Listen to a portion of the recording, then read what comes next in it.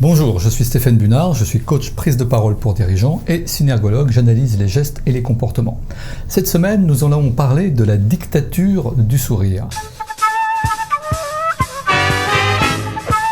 On nous dit en recrutement, en négociation, il faut sourire, il faut sourire, il faut sourire, et parfois on ajoute, mais pas trop. Alors ça devient un peu compliqué. C'est vrai que le fait de sourire, c'est un régulateur social. Quand on sourit ou quand on voit quelqu'un sourire, eh bien ça allume dans notre cerveau les mêmes zones qui s'allumeraient si on souriait soi-même. Et d'ailleurs, il a été démontré que avant un examen, par exemple, avant une présentation, eh bien si on se force un petit peu à sourire, eh bien ça participe de la perception d'un meilleur bien-être. Souriez et vous vous sentirez mieux.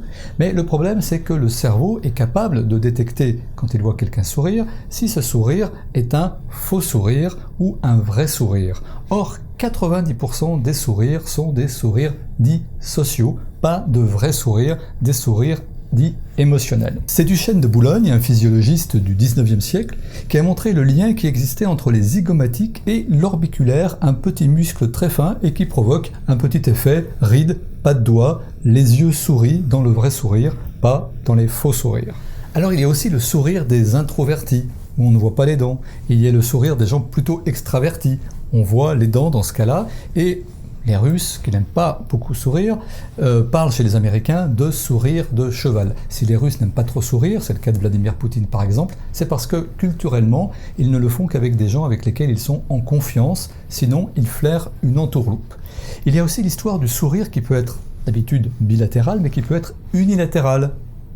C'est le cas de Lance Armstrong, c'est le sourire dit du manipulateur.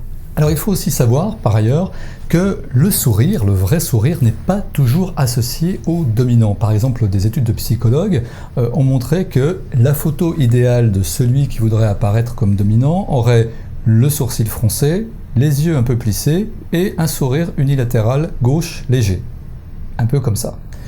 Évidemment, si vous deviez adopter cette attitude pour vos photos sur les réseaux sociaux, je déclinerais toute responsabilité. Avec tout ça, faut-il se forcer à sourire ? Eh bien, vous l'avez compris, la réponse est non.